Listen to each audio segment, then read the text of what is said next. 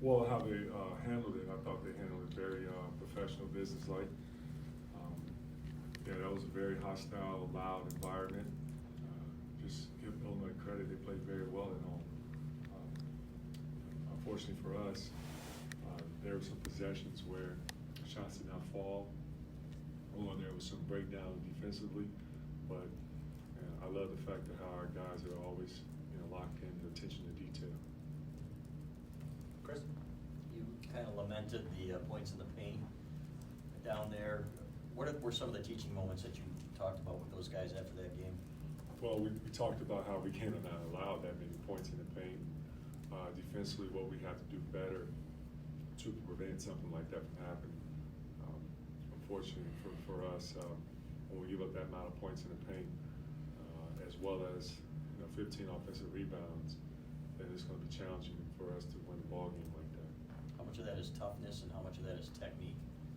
It's all based on the fact of we have to trust the fact that when the ball goes up, we got to locate a guy and box him out and pursue the basketball. And another thing is we just got to do a better job of keeping our guys in front of us and shrinking the floor and not allowing direct blow-bys. All right. It seems like there's a big shooting split in terms of when you guys are on the road versus at home and on the neutral site. What do you make of that difference? Yeah, I looked at that too, and those numbers are staggering. We just got to stay the course and not, think about, as far as, okay, the last two road games that we've had, we didn't shoot well. It can become a mental problem. We got to just stay the course and know and trust ourselves and one another. I think if we would did a better job of moving the basketball, I think a lot of those shots would have been a lot easier shots for us. At times, there was just too many one pass shot, or there was an opportunity where we just went to an isolation and there was no spacing. And then are you guys preparing as if Infali Dante is going to play tomorrow, or how are you guys going about that? We're preparing pretty much that everyone's going to play, yes. And so that means that each and every guy on their roster, we're taking a look at and we're focusing in on, because we haven't seen Oregon much this year, and this will be our first time facing them. We do not want to have any surprises. I'm just curious, did you prep for them at all because there was a possibility you could have played them in the Bahamas? We definitely went and watched their game, and scouted their game, because they're, like you just said, there's a possibility we could have played them. And so we are familiar with Oregon. Back to Chris.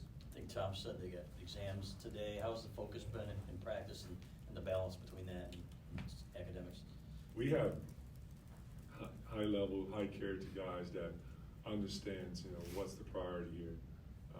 Michigan students, Michigan athletes, we're next level when it comes to that. We know that our academics are a high priority. It's not just the focus on basketball.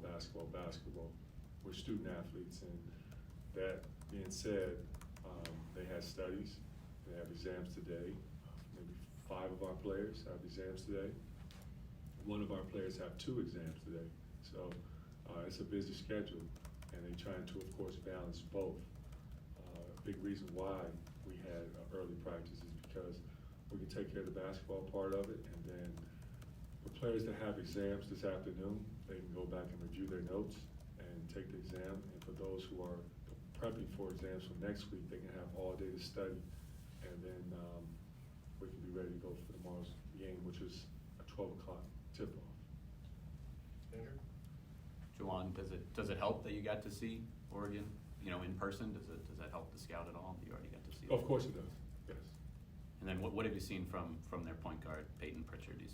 Oh man, he's one of the best point guards in the country. I watched him last year when I was working for the Miami Heat, and I was impressed with his game, and I became a fan just because of his toughness. He's a tough competitor. He's a great shooter. He's a gamer. When the game's on the line, with the ball's in his hands, he's shown that he can do special things for himself as far as for the team, making great decisions with the ball to create create scoring opportunities for his teammates. He's definitely the head of the snake. Right in front with Ash.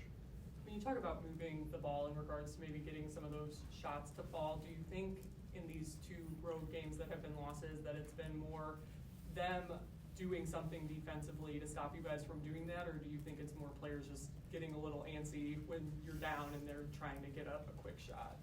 Oh, well, I think give the other team credit. They do a really good job defensively. I'm not going to ignore the fact what Louisville done defensively, a very good defensive team.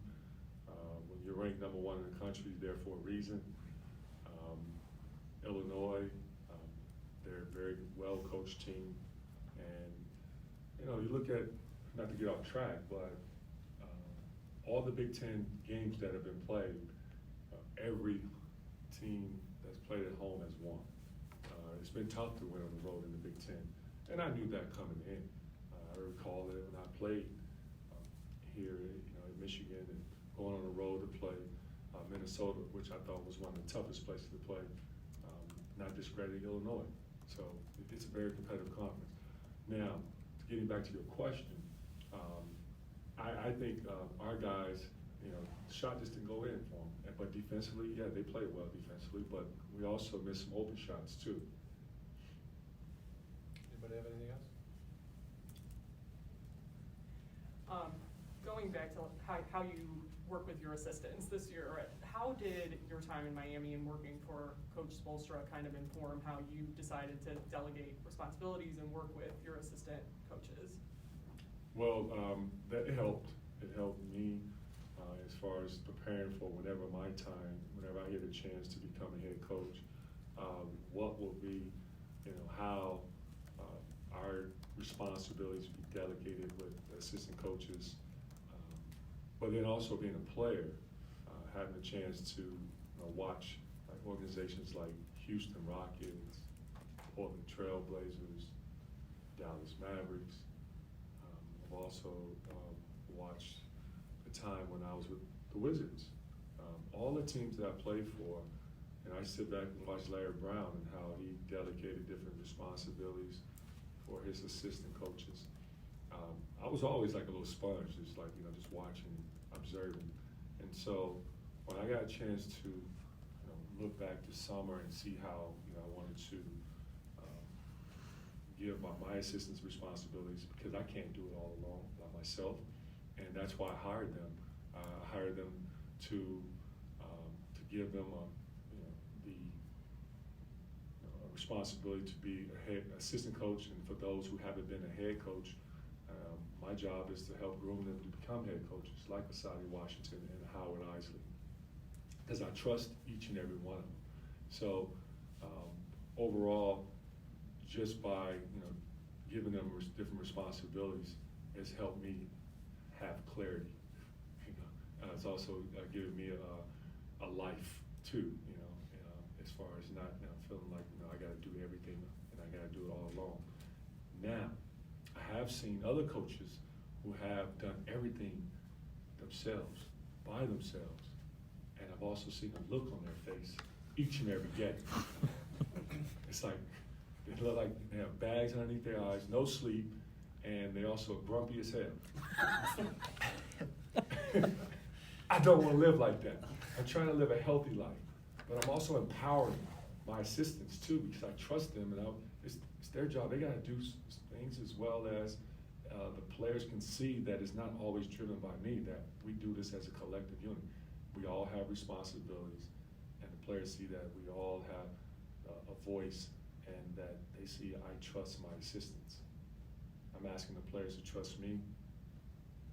I'm asking the players to trust the assistant coaches. They also have to see from me that I trust the assistant coaches. That's what leadership is all about. James? Juwan, you mentioned with the shooting splits, I guess not letting the tough shooting on the road become a mental thing. I guess what can you do as a coach to, not let that become a Keep mental thing? encouraging them. Shoot it, let it fly. That's simple. You have open shot, there they go. I trust that it will go in, but you have to trust it too. And when the shot doesn't fall, be patient. Take the next open shot. And have you officially designated team captains for the season? This might be Yes, I have. When I thought about, team captains, I said, allow the players to vote, who they think is the best suited to become a captain, who earned it. So there one day, at night, I was thinking, I'm always thinking, I said, I know who the captains are. It's plain and simple. It's staring all of us in the face. John Teskey, Xavier Simpson. Not just because they're seniors, it's just that X is the ultimate leader there is.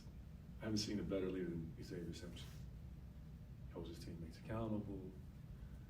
He's a guy who he doesn't just talk the talk. The cliche, you walk the walk. That's what he does. It's that simple. One of the hardest working guys on the team. Smart player. I said it before, he's my Tom Brady. He makes my job a lot easier as a coach. I can lay my head down at night knowing I have a guy like X in the trenches. John Teskey's a guy who's won many games like X, proven. They both, in my opinion, will have a chance to play on the next level in the NBA if they want to. John, elite level center, smart defender,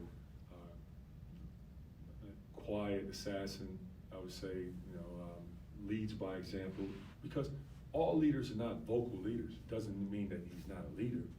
He just leads in a different way. And it's good also to have balance. And I think with John and X, it's a great balance with the two.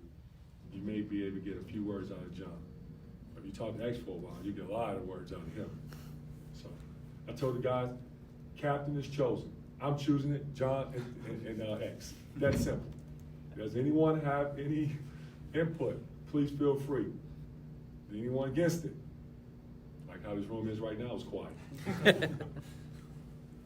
you remember when that night was? I guess when you had the revelation, I guess. Now you got me. I forgot. I forgot when it was. But you can ask the guys about that. True story. Chris? Franz seems to be his own worst critic. Do you feel like he's pressing a little bit and a little hard on himself? He is his worst critic. That's what makes him great. And I just want to make sure that he doesn't beat himself too much.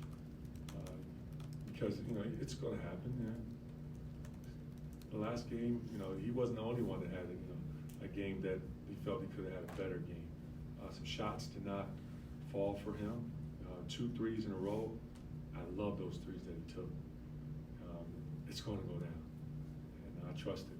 Does he beat himself up? Yes, he does. But no, he's not pressing.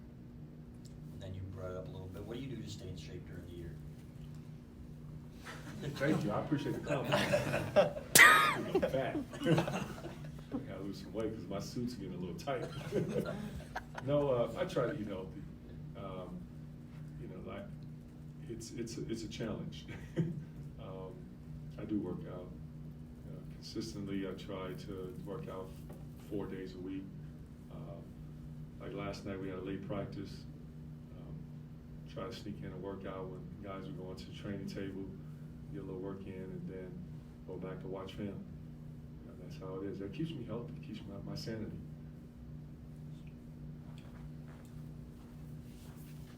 Juwan, how often do you practice with the team, or at least with the bigs?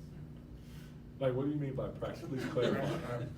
How often do you kind of pick up a basketball and hit them with the pad, or maybe play defense on them or offense on them? I remember on media day, Collins said he's never seen someone at your age dunk as well. So is that something that was more of a preseason thing, or is that kind of going even in the day-to-day of the game? No, I pretty much do that. Not all practices, but the vast majority of them. And get out there and play a little token defense. Just when I'm explaining the drill, and also to give them, like, instead of the players beating up on each other, I get a chance to hit them with the pad, but not in a very aggressive physical way, where they can feel like a heavy body on them. Now, Austin Davis is one of the strongest guys I ever had to play defense on. When he hits you, you better be ready. Austin hitting me would kind of remind me of, I'll never forget Stanley Johnson. Stanley Johnson, that was drafted by the Detroit Pistons, and I was one of the assistant coaches helping with the draft workout. And Stanley Johnson, we were running a post defense, and Stanley was on defense, and I came in as an offensive player, cutting through the post, and he chucked me really hard. Boom! This is a 17-year-old kid, and I'm like, whoa, he's strong. I was like, you know, I need to get some shape. These kids are strong. With practicing with your guys, does that make it easier to kind of teach on the fly rather than kind of interrupting the drill from maybe an outsider's perspective?